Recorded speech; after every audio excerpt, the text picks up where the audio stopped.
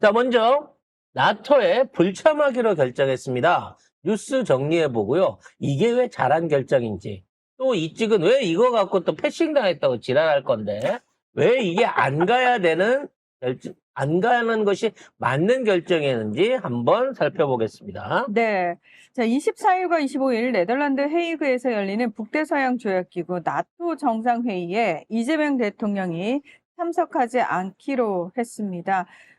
일단 강유정 대변인은 이렇게 얘기를 했어요. 정부는 산적한 국정 현안에도 불구하고 대통령의 이번 나토 정상회의 참석을 적극 검토해 왔다며, 그러나 여러 국내 현안과 중동 정세로 인한 불확실성 등을 종합적으로 고려해 이번에는 대통령이 참석하지 않기로 했다고 밝혔습니다.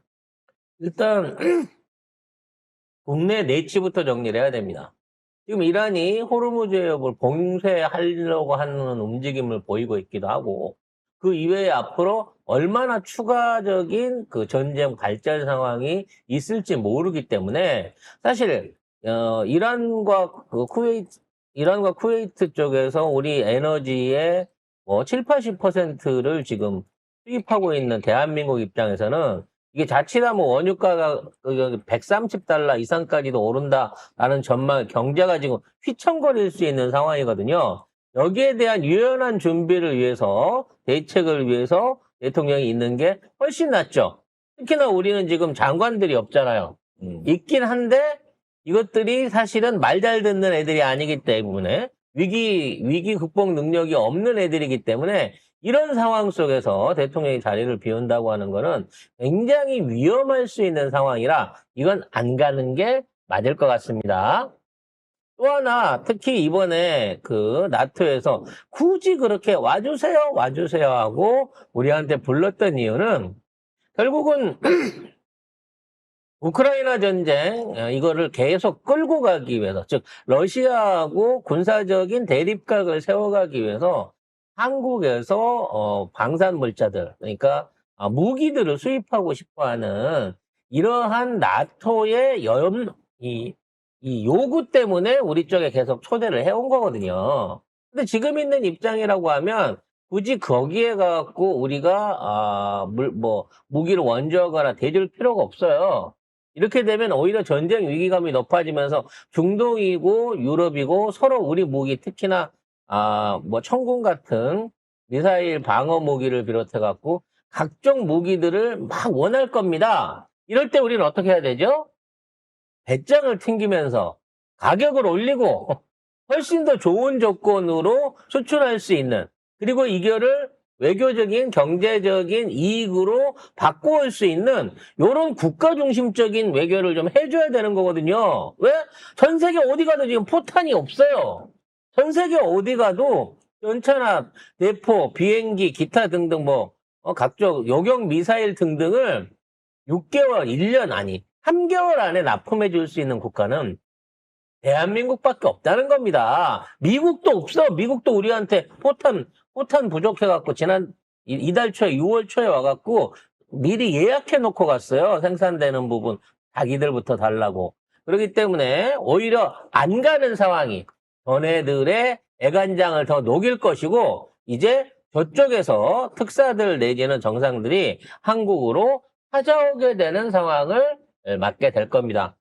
마찬가지로 우리가 무기를 제공하고 서방 국가들한테 무기를 제공한다는 얘기는 현재 전쟁을 치르고 있는 중동 국가나 이란 같은 입장에서, 또는 이거를 두려워하고 있는 러시아나 중국 같은 입장에서도 한국에 대해서 뭔가 이제 불안감 내지는 불만을 가질 수 있는 상황인 건데, 여기에서 우리가 특별하게 속내를 비치지 않으면서 중립적인 위치를 취해주는 게 괜한 유탄을 안 맞을 수 있는 현명한 처신이라는 거죠.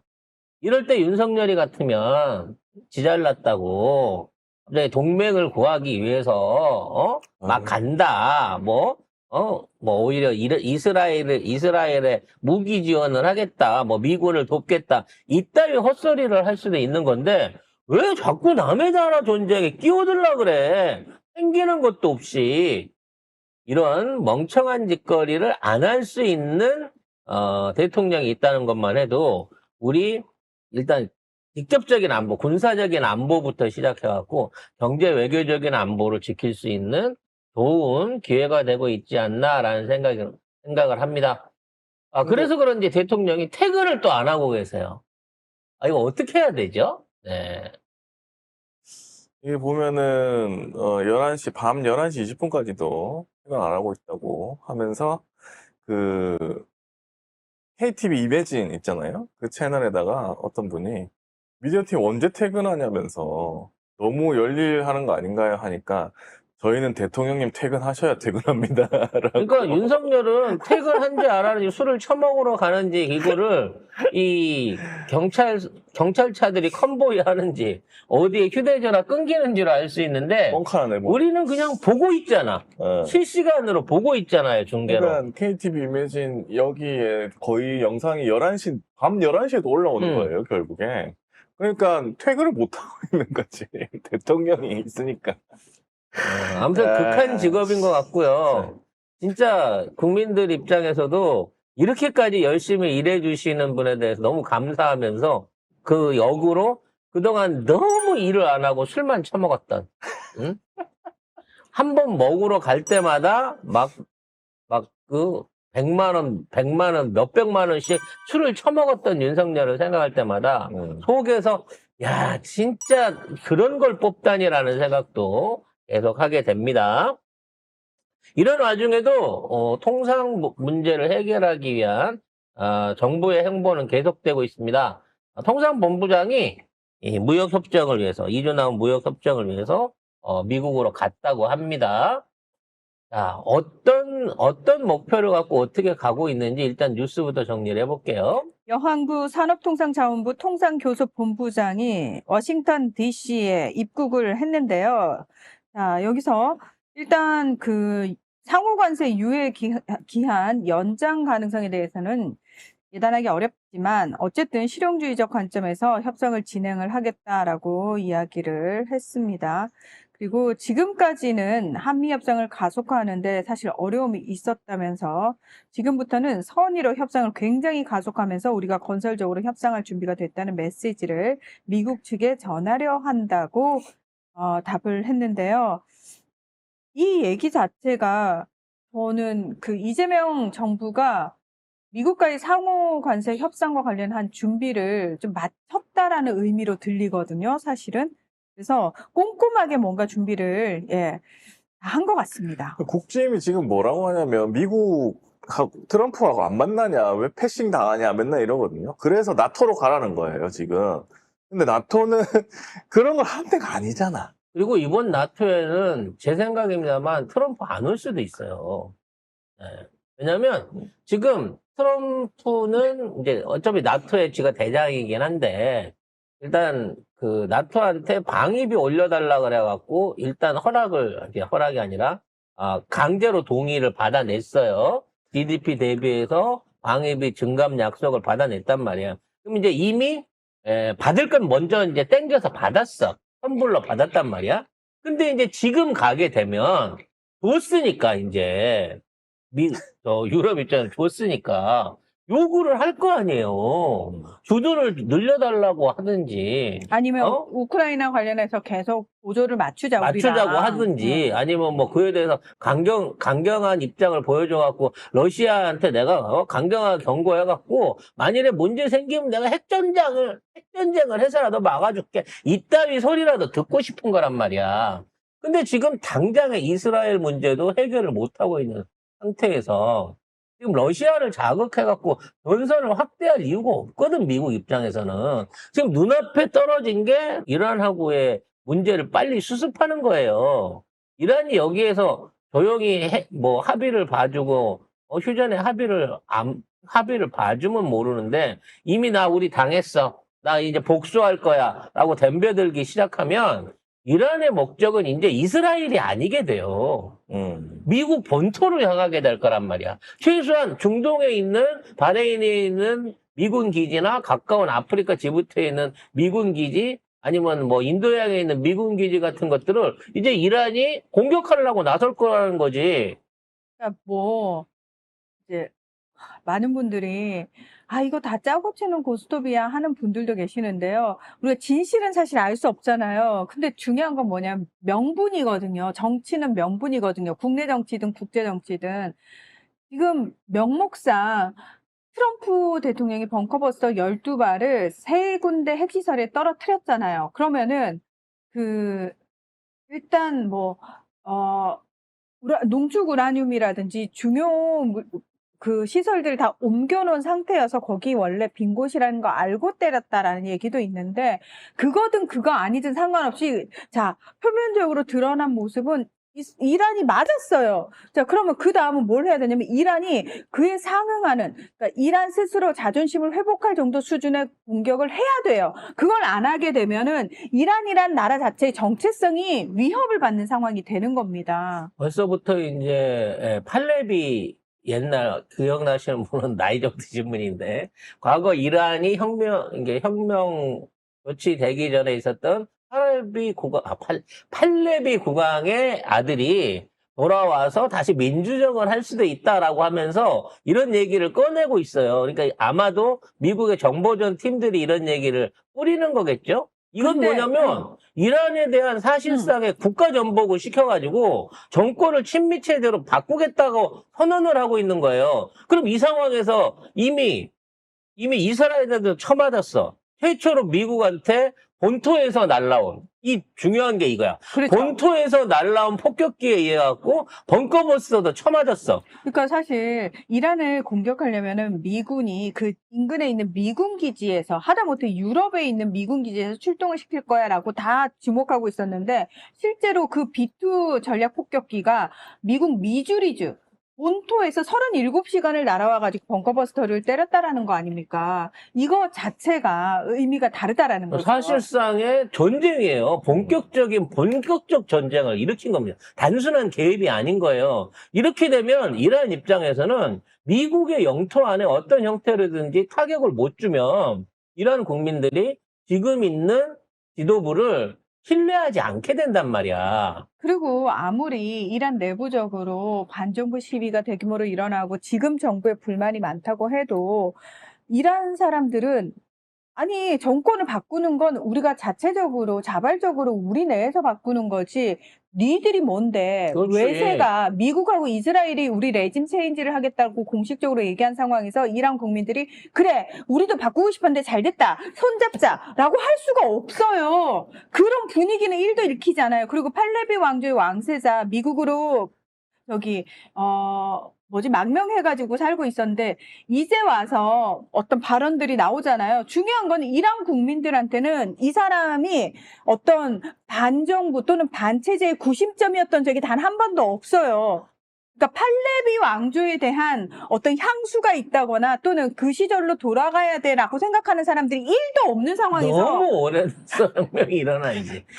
지금 팔레비를 기억하는 사람은 거의 다 죽은 거예요. 박정희 세대 같은 사람인 거야. 그리고 팔레비 왕조는 국민들에 의해서 쫓겨난 거예요. 왜 쫓겨난 거냐면 그들이 미국을 등에 업고 너무, 그러니까 뭐라 그러죠? 소위 말해서 왕조가 독재를 한 거예요. 그렇기 때문에 이란 국민들 입장에서는 그 팔레비 왕조를 그리워한다거나 다시 돌아와가지고 이란을 그러니까 팔레비 왕조 이꼬르 민주정, 공화정 이 느낌이 아니라니까요. 그래서 그것 자체가 의미가 없다. 그건 참 걱정스러운 게, 왜 트럼프가 이렇게까지 과감한 짓을 했느냐는 거죠. 아까도 말씀드렸죠. 앤더슨 기지라든지, 유럽에 있는 저기를 통해가지고, 이런 대형 벙커버스터가 아닌, F-16 같은, 또는 F-35 같은 이런 비행기들을 운영하고 전술적 폭격만 한다고 하더라도 충분히 명분이 있었을 건데, 왜 벙커버스터까지 떨어뜨려가면서 이걸 보여주는 거냐는 거죠. 둘 중에 하나요. 러시아한테 경고하기 위한 거나, 또 하나는 실제 이란을 어떻게 엎어가지고, 이 미국의 위성국가로 만들므로 인해서 중동 문제의 헤게모니를 쥐어버리려고 하는, 즉, 이란의 저항력 내지는 이란의 어떤 현재 군사력들을 조금 깔보고 있는 상태에서 이게 함부로 들어간 게 아닌가라는 생각도 든다는 거죠. 그러니까 판단 미스일 가능성이 저는 가장 크다라고 생각을 하는 게, 트럼프 대통령의 양쪽에서 사실 각기 다른 정반대 보고가 들어갔어요. 우리나라 마치 임진왜란 일어나기 그렇죠. 전처럼. 한쪽에서는 본인이 임명한 BNI 국가정보국 국장이 뭐라고 얘기를 했냐면, 아니다, 이란이 핵무기를 만들 조짐이 보이지 않는다라고 분명히 보고를 했어요. 3년은 넘게 걸릴 거다라고 보고를 했단 말이에요. 근데 한쪽에서는 이란을 필두로 한 이란과 같은 생각을 가진 사람들 쪽에서는 그 네타냐후가 바로 그 얘기를 했다는 거예요. 가가지고 트럼프 대통령을 만나서 막 자료를 이만큼 가져와서 대통령 이거 봐라. 지금 이란이 핵무기 금방 만들 수 있다. 얘 임박했다. 이러고 이제 트럼프를 자극했다는 거예요. 근데 중요한 건 트럼프는 그때까지만 해도 별로 그 말에 별로 반응을 안 보였는데 뒤로 갈수록 주변에서 네타냐후와 같은 이야기를 하는 사람들이 점점 늘어났다라는 겁니다. 그들이 그러니까 그들 세력과 그 반대 세력이 붙었는데 트럼프가 선택은 어느 쪽을 했느냐? 이스라엘과 같은 생각을 하는 세력의 이야기를 들었다라는 거죠. 그래서 앞으로 이번 전쟁이 확전될지 안 될 건지는 이란이 어느 정도 선까지 보복을 하느냐의 차원인 거예요. 만일 확전이 된다고 하면 이번 전쟁은 사실상 세계 3차 대전 수준의 핵이 오가고 많은 전쟁의 수준으로 발전할 가능성이 높습니다. 왜냐하면 물론 이란이 현재 핵무기를 가지지 않은 것은 사실입니다만 인접국에서 만일 전쟁이 확대됐을 경우에 이란의 핵무기를 대줄 수 있는 위험한 나라가 바로 옆에 있어요. 그 파키스탄이죠. 그렇죠. 왜냐하면 파키스탄은 중국의 영향력을 엄청 많이 받고 있는 국가이면서 핵 보유국이거든요. 근데 지금 인도하고 뭐 이번에 최근에 이제 뭐 전쟁하면서 공주전 치르고 난리 나지 않았겠습니까? 지금 파키스탄은 자기들이 핵을 갖고 있고 그게 파괴적이다라고 하는 거를 사실상 핵을 가졌는데도 불구하고 개무시를 당하고 있어요. 왜? 지금 네가 무슨 재주로 핵을 쓰겠냐? 네 능력으로는 핵 단추 못 누르지? 이런 생각을 쥐고 있다는 얘기지. 근데 파키스탄이라는 나라 안에도요. 반정부 세력들이 있어요. 기존에 파키스탄 정부하고 다른 반정부 세력들이 있는데 지금 있는 상황에서 파키스탄이 계속 이렇게 주권에 대한 억압을 받고 이렇게 되면 이게 자연스럽게 이란하고 어떤 형태의 군사적 협약을 하게 될 가능성이 높아진다는 거죠. 그럼 이란한테 이 파키스탄의 핵무기가 혹시라도 제공될 수 있는 여지가 있다는 거야. 근데 핵무기로 쐈는데 이게 이란죄인지 파키스탄죄인지 인도죄인지 미제인지 어떻게 알아요? 만일에 이란이 더 이상 견딜 수 없을 만큼의 미국의 공격을 받거나 이스라엘의 공격을 받게 되면 이란 입장에서는 종교적인 신념을 지키겠다는 명분 하에 실제로 파키스탄이나 주변 국가한테 또는 다른 어떤 제3의 경로를 통해 갖고 얻은 무기를 통해 가지고 이스라엘을 직접적으로 핵공격을 하거나 미군 기지를 핵공격할 수 있다는 얘기입니다.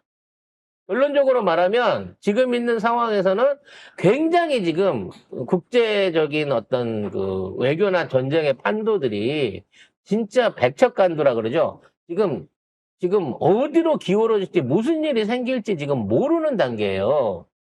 그래서 지금 미국이 협상을 제안하지 않고 계속해갖고 일종의 무조건 항복을 요구하는 자세로 나가게 되다 보면 진짜 이 사태가 커질 수도 있다는 겁니다. 이런 상황에서 솔직히 무역 협상, 뭐 그와 관련한 다른 주변국들과의 정상외교 이거는 지금 당장 해야 될 문제가 아니라는 거예요. 나토가 근데 이 찍들이 뭐라 그러는 줄 알아요?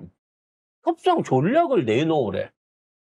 아니 협상을 한다고 하는 거는 비밀이어야지 협상이 되는 거지. 윤석열처럼 자 내가 해주고 싶은 대로 다 해줄 테니까 우리 협상해요. 이거 협상 아닙니다.